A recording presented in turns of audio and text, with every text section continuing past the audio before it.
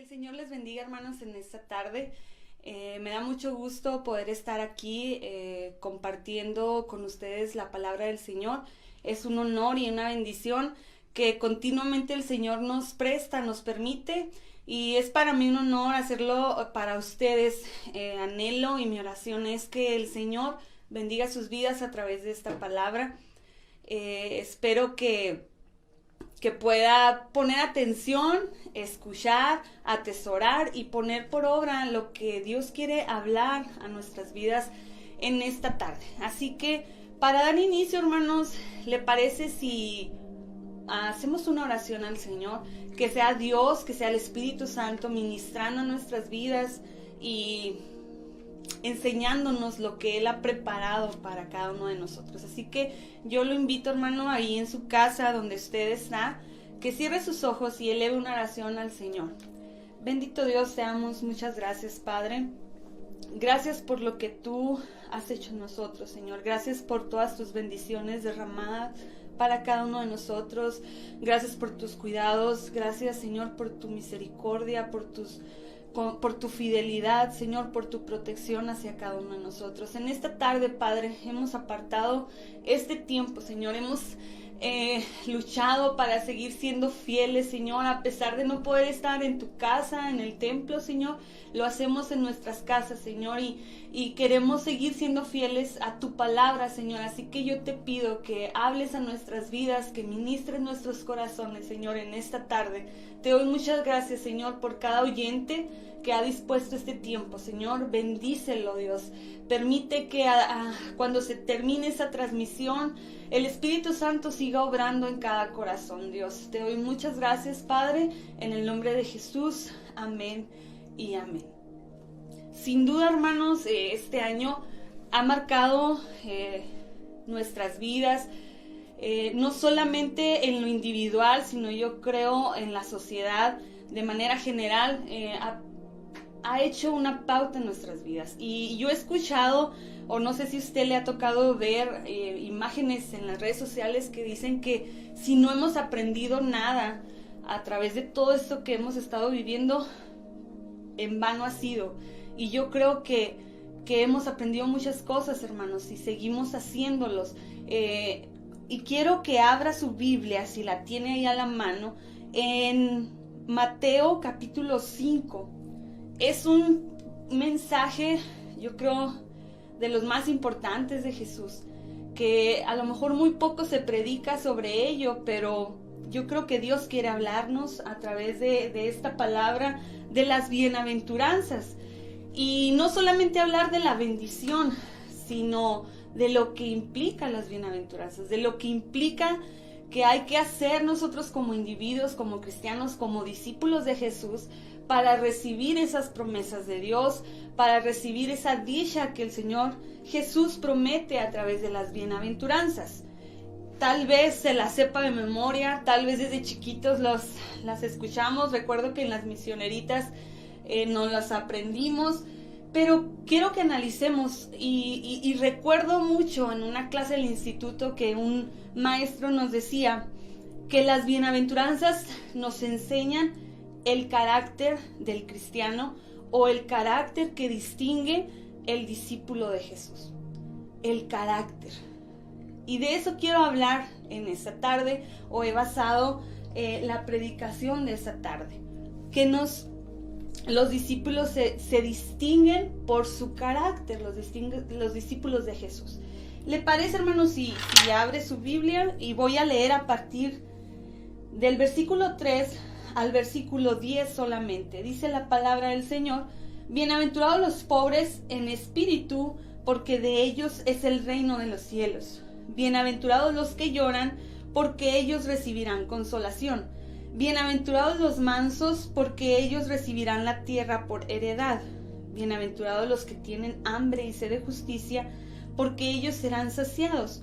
Bienaventurados los misericordiosos, porque ellos alcanzarán misericordia. Bienaventurados los de limpio corazón, porque ellos verán a Dios. Bienaventurados los pacificadores, porque ellos serán llamados hijos de Dios. Bienaventurados los que padecen persecución por causa de la justicia, porque de ellos es el reino de los cielos. Estos versículos del capítulo 5, hermanos, como le digo, hablan de las bienaventuranzas. Bienaventuranza quiere decir feliz. Bienaventurado, perdón, quiere decir feliz o dichoso. Y Jesús promete a sus discípulos ser dichoso y ser feliz, no solamente cuando estemos con Él en el cielo, sino aquí en la tierra. Pero condiciona esas bienaventuranzas, esa felicidad, a algo que tenemos que hacer nosotros. Y las primeras estrofas, hermanos, los primeros 4 versículos hablan o describen al ser humano delante de Dios, y los segundos 4 versículos lo describen frente a su prójimo.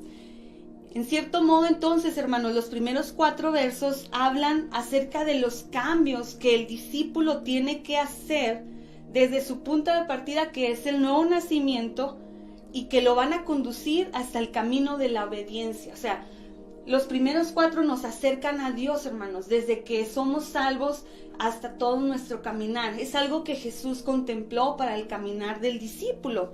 Y la segunda parte, hermanos, nos conducen o nos hablan acerca de la práctica cristiana que tenemos que tener en nuestro día a día, no solamente con Dios, sino con nuestro prójimo. Entonces Jesús, hermanos, quiere enseñarnos a través de estas bienaventuranzas cómo debemos de conducirnos no solamente con Él, nuestra relación con Él. Él le importa que nosotros tengamos una relación, pero también le importa que nosotros, nuestra manera de conducirnos en el día a día, en nuestro diario vivir. Las enseñanzas de Jesús, hermanos, presentadas en estos 8 versículos, no son dones que Jesús quiere darnos. Son características, hermanos, de nosotros los cristianos, de nosotros los que nos decimos ser discípulos. No constituyen, hermanos, 8 personas diferentes. No, hermanos. Es una persona con 8 cualidades diferentes. Y pudiéramos analizar en esta tarde, hermanos, si hemos logrado desarrollar nuestro carácter, nuestra madurez, si nuestra relación con Dios ha crecido y nuestra relación con el prójimo es estable o es buena. Analicemos nuestra vida, hermanos, porque Jesús dice: yo quiero que seas dichoso, yo quiero que seas feliz en esta tierra, pero quiero que hagas esto. No solamente quiero que escuches, dice la palabra, sino que quiero que seas hacedor de la palabra. No, estas bienaventuranzas o estos 8 principios o características, hermanos, no pertenecen a un grupo específico o a cierta selección de cristianos o a los ministros o a los pastores o a los que tienen algún cargo en la iglesia, hermanos. No, estas características son para todos nosotros los que nos decimos ser cristianos. En esencia, hermanos, no es cómo se siente el discípulo, sino cómo es el discípulo. No es cuestión de emoción, hermanos, es cuestión de convicción. No es de apariencia, hermanos, sino de esencia. ¿Cómo somos como cristianos? ¿Tenemos el carácter de un discípulo de Jesús, hermanos? ¿Hemos impactado la vida de los que nos rodean, de este mundo? ¿O pasamos desapercibidos? Analicemos nuestras vidas, hermanos. Jesús quiere hablarnos en esta tarde de nuestro carácter. La primera parte, hermanos, como les digo, del texto habla acerca de cambios continuos del discípulo que, como les decía ahorita, tienen su punto de partida en el nuevo nacimiento y toman camino en la obediencia a Dios.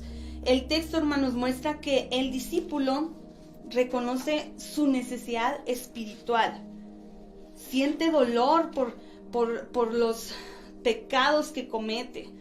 El discípulo se humilla delante de Dios cuando dice que es manso y confiesa sus pecados. El discípulo, hermanos, busca la justicia de Dios. También, hermanos, hablando de su relación con Dios, pero hablando con su relación con el prójimo. El discípulo muestra compasión al necesitado. El discípulo muestra sinceridad, hermanos, y transparencia ante el prójimo y ante Dios. El discípulo busca vivir también, hermanos, en armonía con su prójimo. El discípulo hace impacto también con su vida, si quisiéramos resumir las bienaventuranzas. Pero yo quiero desarrollar cada uno de estos puntos de manera breve, hermanos, para que podamos entender un poquito más y analizar nuestras vidas, qué es lo que quiere Dios. En primer lugar, hermanos, dice en el versículo 3, bienaventurados los pobres en espíritu, porque de ellos es el reino de los cielos. ¿Qué significa alguien que es pobre en espíritu, hermanos? Jesús nos enseña que el discípulo, hermanos, debe reconocer su necesidad espiritual ante Dios. Yo lo busqué en otra versión, en la Nueva Traducción Viviente, y dice: Dios bendice a los que son pobres en espíritu y se dan cuenta de la necesidad que tienen de Él. A este punto de nuestras vidas, hermanos, que a lo mejor ya tenemos muchos años de cristiano, seguimos teniendo esa dependencia de Dios. Un pobre en espíritu, pobre no es algo, aquí en el contexto de este versículo, no es algo que lo esté subestimando. Habla de aquel que reconoce, que se humilla delante de Dios, que reconoce su necesidad diaria de Él. Podemos decir, hermanos, como les digo, a estas alturas, que todavía nos sentimos necesitados de Él. Que todavía nos levantamos cada mañana diciendo: Señor, yo no soy feliz sin ti. Señor, oro a ti porque yo sé que te necesito para mi diario vivir. El pobre en espíritu, hermanos, reconoce que no puede estar pleno sin Dios, que nada puede hacer por sí solo, que para establecer una buena relación con Dios lo necesita a Él cada día. Eso es un pobre en espíritu, aquel que reconoce su necesidad de Dios, hermanos. La felicidad consiste, hermanos, precisamente en esto, que el reino de los cielos está al alcance para aquellos que asumen esta actitud de dependencia de Dios. Y esto es un pobre en espíritu, hermanos. Y tal vez cuando reconocimos o cuando aceptamos a Cristo había esta pasión por Dios, ¿verdad? Pero Dios quiere, o Jesús nos quiere enseñar, que cada día debemos depender de Dios, que no nos olvidemos de Él, que cada día busquemos a Jesús en oración diciéndole: Señor, sin ti no soy nada, te necesito de ti, porque es la realidad, hermanos. No somos nada sin Dios, y el mundo quiere ofrecernos placeres, quiere decirnos que teniendo muchas cosas materiales vamos a ser felices, pero esto es una mentira, porque el ser humano tiene necesidades espirituales que solamente Dios puede saciar. Entonces eso es un pobre en espíritu, hermanos. Somos pobres de espíritus. Reconocemos nuestra necesidad de Dios, reconocemos nuestra dependencia de Dios para ser plenos, para estar bien. La segunda cosa, hermanos, que el texto hace referencia o dice en el versículo 4, bienaventurados los que lloran, porque ellos recibirán consolación. Y en el contexto de este versículo, hermanos, no hace referencia a los que lloran por alguna circunstancia mala que haya pasado en nuestras vidas, que claro que es una promesa del Señor que nos va a consolar, pero hace referencia más bien, hermanos, al llorar cuando nos damos cuenta que hemos pecado, al sentir dolor y sentir tristeza porque hemos ofendido a Dios. Dice: bienaventurados los que lloran. El Señor Jesús sabía que éramos débiles y que íbamos a fallarle a Él. Y por eso dice: bienaventurado cuando tú te arrepientes y cuando sientes dolor porque me fallas. Y dice la promesa: porque ellos recibirán consolación. Jesús se va a acercar a aquel que lo hace sinceramente. Bienaventurados los que son conscientes del pecado, de las consecuencias o del efecto que causa el pecado en nuestras vidas. Hay dolor, hay sufrimiento. Entonces dice: eres dichoso cuando lloras a causa del pecado. También bien puede llorar no solamente por eso, sino por la realidad del pecado, de las terribles consecuencias. Llora también al ver un mundo guiado por valores, hermanos, que van totalmente en contra de Dios. Cuando ves cómo, no sé si usted ha dicho o se ha expresado y dice, el mundo está cada vez peor.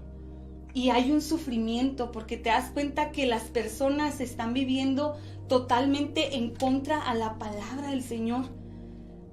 Los que lloran, a los que se refiere el versículo 4, es estas personas que lloran porque la gente se está perdiendo sin Cristo, porque la gente vive en completa desobediencia a Dios, porque la gente ahora a lo bueno le llaman malo y a lo malo bueno. Por eso el cristiano hay un sufrimiento, porque la gente vive sin esperanza, porque la gente vive sin Dios y el cristiano sufre a causa de eso. No solamente sufre por sus pecados, por sus fallas, sino sufre también por el mundo que vive sin Cristo, sin esperanza. Y dice, bienaventurados, porque yo voy a darte consolación. El cristiano, el verdadero discípulo, el que busca el carácter de Cristo, hermanos, reconoce que necesita a su Salvador y a un intercesor en su vida. Los que siguen a Jesús, hermanos, tienen aflicción en este mundo, pero Él nos promete paz. Él nos promete, así que los que lloran, hermanos, dice la palabra, serán consolados. En este mundo hay llanto, hay dolor, pero los que siguen a Jesús, hermano, o los que seguimos a Jesús, recibiremos consolación. Es una promesa del Señor para su vida y para mi vida, hermanos. No se trata de solamente una promesa para el futuro, sino que es ahora mismo que seremos consolados por el Consolador, que es el Espíritu Santo, hermanos. Dice, bienaventurados los que lloran. También dice, hermanos, la tercera parte, en el versículo 5, bienaventurados los mansos, porque ellos recibirán la tierra por heredad. Y aquí en mansos, hermanos, en la Nueva Traducción Viviente dice, Dios bendice a los que son humildes. La mansedumbre la enlaza con la humildad, hermanos. Los mansos son aquellas personas que se someten a Dios con humildad, hermanos. No solamente reconocen su independencia a Él, sino que han aprendido a someterse a Dios y lo hace con humildad. Y dice, bienaventurado es el humilde, bienaventurado es el discípulo que se humilla delante de Dios. La mansedumbre, hermanos, es la sumisión a la voluntad de Dios.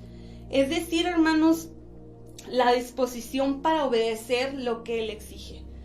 El discípulo está dispuesto a, con humildad, someterse a Dios, a su voluntad, a lo que Él pide de nosotros. Los mansos, hermanos, también son las personas que están dispuestas a dejar que Dios obre en nuestras vidas, en nuestro carácter. Es aquel que reconoce que cada vez necesita más de Cristo y que le pide a Dios, Señor, ayúdame. Yo oraba, hermanos, y decía, Dios, estoy muy carente de esto. Estoy muy carente en muchas áreas de mi vida. Y decía, ¿cómo podemos hacer para que tú hagas esto? O sea, para ser este discípulo que tú quieres que seamos. Yo lo aplicaba a mi vida y decía, Dios, ¿cómo le hago para tener este carácter o para desarrollar esto en mi vida? Y podía entender, hermanos, que la única forma es buscar a Dios y permitir que el Espíritu Santo obre, porque no es algo mágico. O sea, creo que es un proceso en el que Dios va puliendo. Entonces, cuando nos humillamos ante Dios y reconocemos que aún hay cosas feas en nuestras vidas, que aún hay cosas que no nos agradan nuestro carácter, que nos enojamos con facilidad, que a veces nos amargamos por cualquier cosa, no sé, y muchas otras cosas, ¿verdad? Pero cuando reconocemos que aún hay mucho por hacer, le decimos a Dios, Dios, ayúdame porque yo quiero ser como tú, porque yo quiero tener tu carácter. Y el Espíritu Santo, hermanos, quiere obrar, pero Él quiere humildad en sus discípulos. Él quiere que no digamos, ay no, yo así estoy bien. No, sino que cada día reconozcamos nuestras fallas con humildad, hermanos. El ejemplo por excelencia, hermanos, obviamente usted lo ha leído, de mansedumbre y humildad, se encuentra en Jesús ahí en el capítulo 11, versículo 29. Dice: llevad mi yugo sobre vosotros y aprended de mí, dice Jesús, que soy manso y humilde de corazón. Y aparte dice: y hallaréis descanso para vuestras almas. Otra promesa de Jesús, hermanos. Entonces Jesús dice: aprended de mí. Y yo no sé si a usted le pasa, pero yo sí le digo muchas veces a Dios: Señor Jesús, ayúdame. Siempre que voy a mi trabajo, hermanos, tomo el transporte como a una cuadra de mi casa, y en ese trayecto le digo a Jesús: Señor, que tu gracia esté conmigo. Que tu gracia esté conmigo. Porque es cuando uno reconoce eso, que necesitamos a Dios.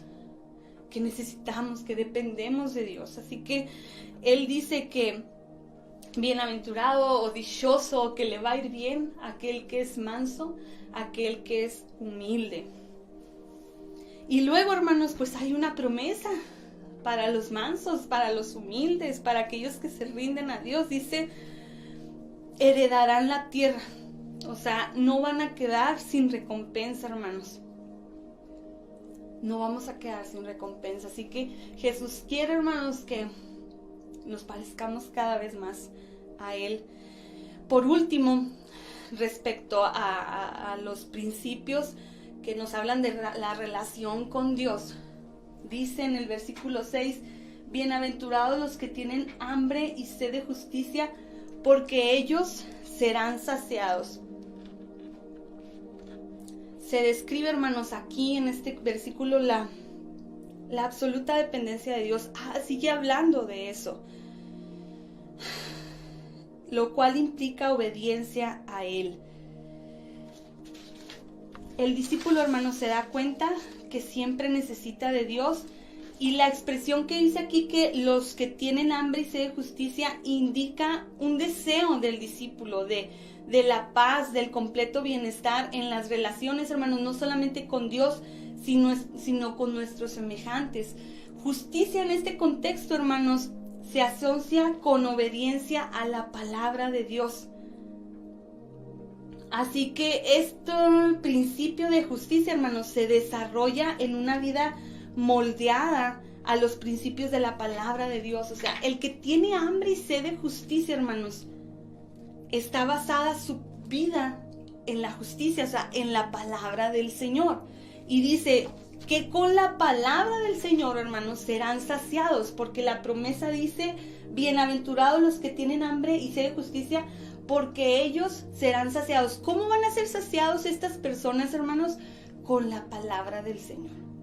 Vamos a encontrar paz con la palabra del Señor.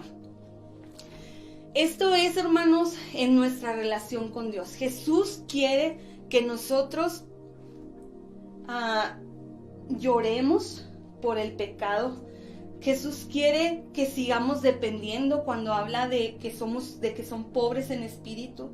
Jesús quiere que seamos mansos y humildes. Y Jesús quiere que tengamos hambre y sed de justicia, o sea, hambre y sed de la palabra del Señor. Eso es en relación con Dios. Ahora, hermanos, también el discípulo de Cristo o de Jesús tiene que tener un discipulado, o tiene que aprender o crecer en relación a su prójimo. ¿Y qué nos habla Jesús a través o para el prójimo, hermanos, de nosotros hacia el prójimo? En primer lugar, el texto habla que el discípulo debe tener compasión por los necesitados. El texto, hermanos, ya se enfoca hacia un rumbo diferente. Ya no se trata tanto de la relación con Dios, aunque ciertamente esta relación obviamente no puede parar, hermanos, tiene que seguir en pie, sino ahora nos habla, hermanos, de la relación con el prójimo. La compasión por los necesitados indica que el discípulo, hermanos, es capaz de perdonar, es capaz de servir al prójimo en sus necesidades, A través de todo este discurso de las bienaventuranzas, hermanos, Jesús revela la conducta del discípulo caracterizada por la compasión y por el perdón. Jesús, hermanos, quiere que seamos personas compasivas y personas que aprendamos a perdonar. Los que son compasivos, hermanos, dice Jesús, serán tratados también con compasión. La compasión, hermanos, es sentir dolor por las necesidades de los otros.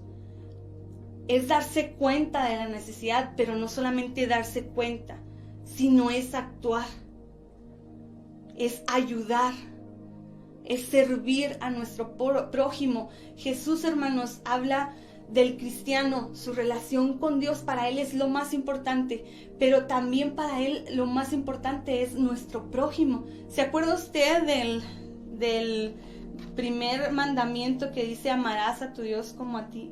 Amarás a Dios como a ti mismo, pero también habla de ¿qué? Del prójimo. Amarás, el primer mandamiento es amarás al Señor, tu Dios, con todas tus fuerzas y lo que dice ahí, ¿verdad? Pero el segundo mandamiento dice, y es también muy importante, es amar a tu prójimo como a ti mismo. ¿Se fija, hermanos, que Jesús quiere enseñarnos repetidamente esto de nuestro prójimo? Y dice, quiero que seas compasivo. Si usted abra su Biblia ahí en Lucas 7. Jesús, hermanos, fue compasivo. Y me llamaba la atención ahí en el capítulo 7, en el versículo 11, habla de la viuda que perdió a su hijo. Dice, aconteció después que él iba a la ciudad que se llama Naín, e iban con él muchos de sus discípulos y una gran multitud.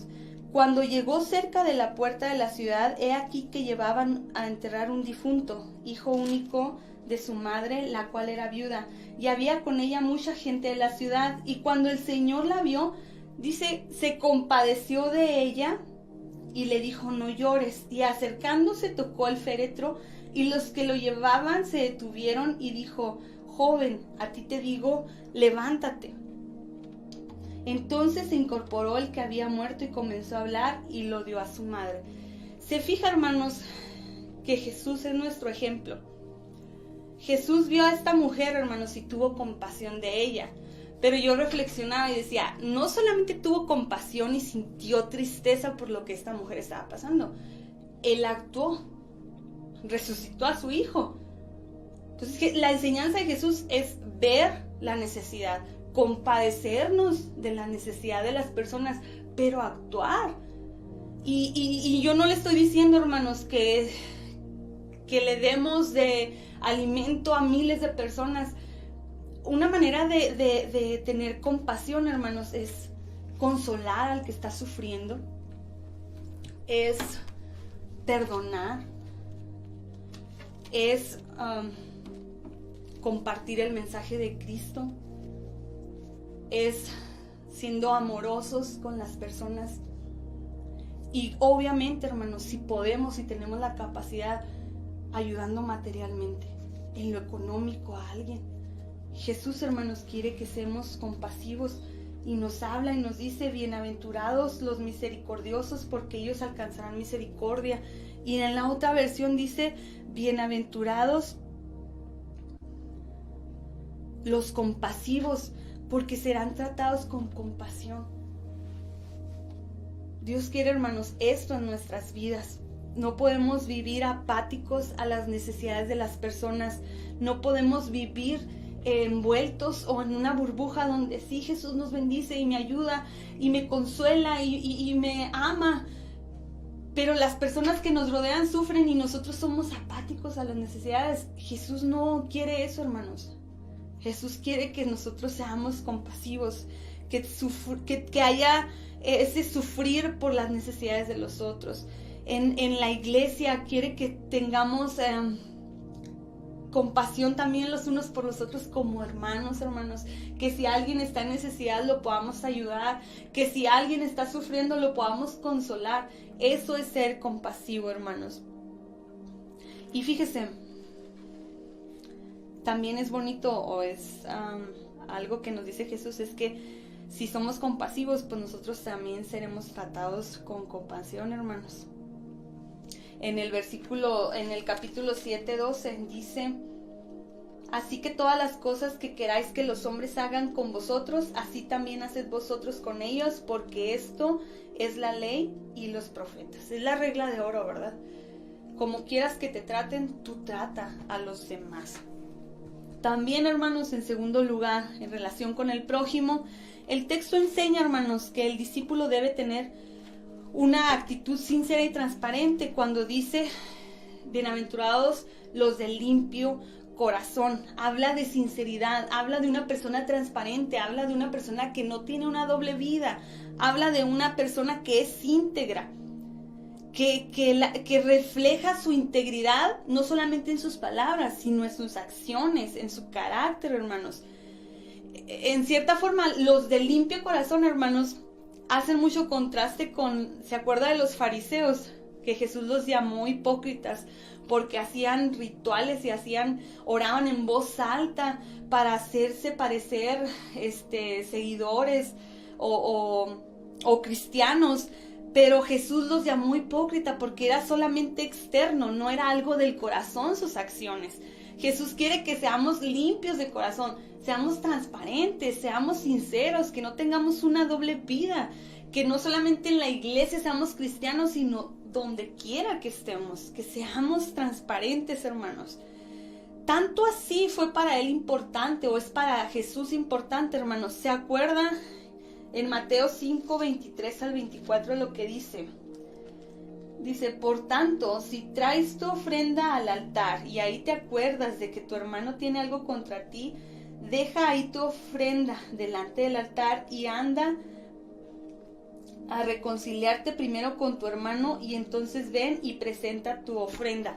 ¿A qué voy con esto? O sea, Jesús, hermanos, hasta para ofrendar o para adorar a Dios quiere que haya un corazón limpio. ¿Sí me explico? Que no haya nada que nos estorbe, que no haya nada que nos impida, hermanos. Quiere que seamos íntegros en nuestro corazón y en nuestro diario vivir. Quiere que seamos transparentes, hermanos, y sinceros, no solamente con Dios, sino con nuestros semejantes. Entonces dice: si tienes algo contra tu prójimo, contra tu hermano, antes de pasar a ofrendar, reconcíliate con él. Dice: no quiero que estés bien solamente conmigo, quiero que también estés bien con tu prójimo. En tercer lugar, hermanos, en la relación con el prójimo, el texto enseña que el discípulo busca la reconciliación. En el versículo 9 dice: bienaventurados los pacificadores, porque ellos serán llamados hijos de Dios. En la nueva versión internacional dice: bienaventurados o dichosos los que trabajan por la paz, hermanos. No seamos contendiosos, no seamos pleitistas, porque Dios no quiere eso, hermanos. Se fija, a veces somos muy sinceros y decimos las cosas como son, no importando herir a los demás. Y Dios nos dice: yo quiero que trabajes por la paz. Y habla de la paz entre las personas, entre las relaciones. Cuando dice que trabajan por la paz, hermanos, pues habla de actividad, de alguien que, o sea, Dios te dice: trabaja por eso, o sea, busca la paz, busca ser pacificador. Si hay rencillas, tú trata de ser intermediario para que las personas se reconcilien. Si en tu trabajo está el ambiente, tú no contribuyas a que el ambiente esté más pesado. Tú contribuye para que haya paz donde quiera que tú estés. Si en tu hogar hay problemas, trata de que haya reconciliación. Dice: bienaventurados los pacificadores, bienaventurados los que buscan la reconciliación, hermanos. El discípulo debe vivir en armonía con su prójimo, hermanos. Debe vivir en paz. Es una característica que nos debe, ahora sí, vaya la redundancia, caracterizar a los discípulos de Jesús, hermanos. Ser pacificadores, no ser pleitistas, hermanos. yo creo que ahí peco yo, hermanos, porque a veces soy muy grillera con la política en las redes sociales. Dios quiere hablar, yo creo, en esa área a mi vida, ¿verdad? Porque Jesús quiere que seamos reconciliadores, que busquemos la paz, que dice que trabajen por la paz, así lo dice en otra versión. El discípulo trabaja para que las personas, hermanos, tengan sanas relaciones, no solamente con Dios, sino también entre ellas mismas. Los discípulos trabajan por la reconciliación y la paz. ¿Y por qué, hermanos? Jesús fue llamado príncipe de paz. Así que nosotros también tenemos que buscar la paz. En cuarto lugar, hermanos, el texto enseña que en lo referente a la relación con el prójimo, hermanos, el discípulo hace un impacto en la sociedad. ¿Por qué? Dice, bienaventurados los que padecen persecución por causa de la justicia, porque de ellos es el reino de los cielos. En otra versión dice, bienaventurados, Dios bendice a los que son perseguidos por hacer lo correcto, porque el reino del cielo les pertenece. Cuando usted hace lo correcto, hermanos, va a tener un impacto en la sociedad, va a tener un impacto entre los que los rodean, para bien o para mal. Y casi siempre va a ser para mal, porque no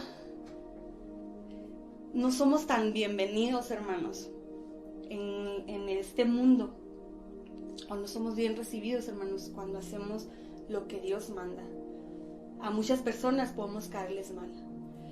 Podemos ser estorbo para algunas personas que están viviendo en contra de la palabra de Dios. O cuando tú hablas con alguien y tal vez le dices que lo que está haciendo no es correcto, obviamente esa persona no le vas a caer bien. Dice, vas a ser perseguido, dice Jesús, pero eres bienaventurado. Bienaventurado porque haces lo correcto, porque vas a impactar en este mundo para bien. A lo mejor con las personas no, hermanos, pero tendremos un impacto con Dios porque estamos haciendo lo correcto delante de Él. Los verdaderos discípulos, hermanos, no pasan desapercibidos, para bien o para mal, hermanos, de quienes los rodean. Estos discípulos, hermanos, hacen un impacto. Estamos haciendo un impacto, hermanos, en las vidas, con nuestras acciones, con nuestras palabras. Me llamó mucho la atención como lo narra la Nueva Traducción Viviente. Bienaventurados, dice, Dios bendice a los que son perseguidos por hacer lo correcto. Y tal vez tú digas, oh no, pero ¿cómo que voy a ser perseguido? Tal vez no te van a llevar a la cárcel, pero vas a ser señalado, vas a causar burla por ir en contra de lo que el mundo dice que debemos de hacer. Pero no te rindas, hay una recompensa. Dice, el reino del cielo les pertenece. Así que esa es nuestra recompensa, hermanos. Hacer lo correcto trae una recompensa, el reino de Dios. ¿Cómo podemos aplicar, hermanos, ya para terminar, los principios de estos versículos o los principios de Mateo 5? Es importante, hermanos, en primer lugar, reflexionar acerca de nuestra relación con Dios. ¿Es franca nuestra relación con el Señor, hermanos? ¿Estamos sintiendo todavía esa necesidad de Dios, esa dependencia del Señor? ¿Estamos tratando de llenar esa dependencia con cosas materiales? Reflexión, hermanos, si a lo mejor estamos luchando en nuestra vida de llenar esa necesidad espiritual con otras cosas que no son de Dios. Dios habla que tengamos una relación profunda con Él. Dios nos habla, hermanos, para que llenemos todo nuestro interior, nuestra necesidad cada día con Él.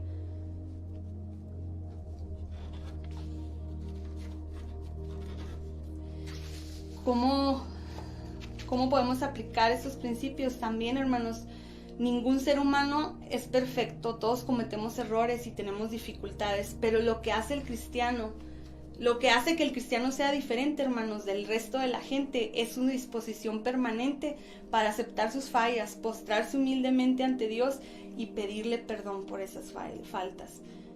Así podemos aplicar esto, hermanos, en nuestra relación con Dios, reconociendo nuestras fallas, postrándonos humildemente ante Dios, pidiéndole perdón por esas faltas. También, hermanos, no basta con leer y conocer lo que la Biblia dice, hermanos. Hay que hacer lo que ella enseña. Mucha gente cree, hermanos, que con cumplir ciertos mandamientos como no robar, no matar y no hacerle mal al prójimo es suficiente para vivir en obediencia a Dios, hermanos. Pero la Biblia no se trata de una lista de prohibiciones, hermanos, que se deben de cumplir al pie de la letra. No, hermanos. Los consejos de la Biblia no es dejar de hacer, sino abunda en consejos, hermanos, que nos invitan a hacer cosas buenas. Que esas cosas, hermanos, nos contribuyen a tener una buena relación con Dios o con el prójimo. Tampoco basta, hermanos, con ir a la iglesia y creer que con eso se arregla todo, hermanos. Lo que quiere Jesús es que vivamos la palabra de Dios. También, hermanos, es importante revisar la relación con nuestros semejantes, hermanos, especialmente con lo que tiene que ver con el servicio a ellos. Los seguidores de Jesús, hermanos, no podemos ser indiferentes a los sufrimientos, como les decía ahorita, ni a las necesidades de quienes pasan por una situación dolorosa o de escasez. Jesús tuvo compasión, hermanos, de las multitudes porque las vio desamparadas. Los discípulos seguimos a Jesús, entonces tenemos que ser como Él. El discípulo, hermanos, debe caracterizarse, por último, por ser un pacificador. Las relaciones en cualquier nivel, hermanos, son propensas a romperse. Revise su vida en este sentido, hermanos. Tal vez usted ha estado en enemistad con alguna otra persona. La relación se rompió, pero es necesaria la reconciliación. Jesús nos habla a que aprendamos a perdonar, hermanos, a que busquemos la paz. Esos son principios, hermanos, del carácter del cristiano. Y yo lo quiero llevar a la reflexión, hermanos. No sé si pudo comprender o fui explícita o si me di a entender, hermanos. Espero que sí. Pero la reflexión de esa tarde es del versículo o del capítulo 5. Su relación con Dios y su relación con su prójimo. ¿Cómo está? Su relación con Dios, ¿cómo está? Todavía hay dependencia, como le decía. Llora cuando peca, llora cuando falla. Es humilde delante de Dios, busca la justicia, busca la palabra del Señor. Su relación con el prójimo es indiferente a las necesidades de las personas, o es compasivo, o es misericordioso. Busca la paz, trabaja para ello. Hace lo correcto delante del Señor, es transparente, es sincero, es honesto. ¿Cómo está nuestra relación con Dios?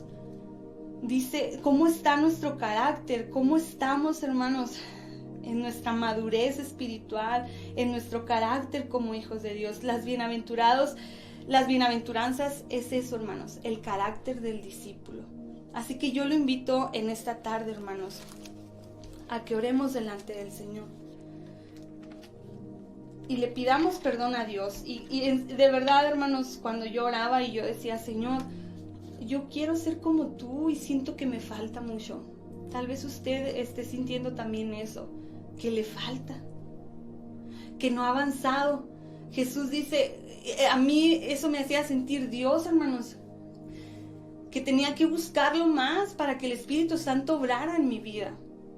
Búsquelo más, hermanos, para que usted pueda impactar la vida de las personas que lo rodean. Este mundo, hermanos, lleno de injusticia, lleno de maldad.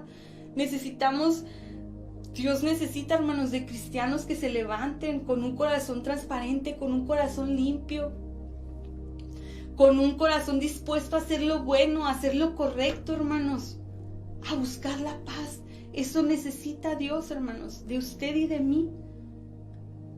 Que desarrollemos su carácter, que seamos como Él fue, hermanos, en esta tierra. Así que yo lo invito, porque el Espíritu Santo quiere obrar eso en nuestras vidas, a que busquemos a Dios, a que cada día lo busquemos más y más hasta que el carácter se refleje en nuestras vidas, el carácter de Cristo, hermanos. Yo le invito a que cierre sus ojos ahí donde está y oremos al Señor en esta tarde. Bendito Padre, te doy muchas gracias por esta oportunidad. Gracias por permitirme compartir tu palabra, Señor.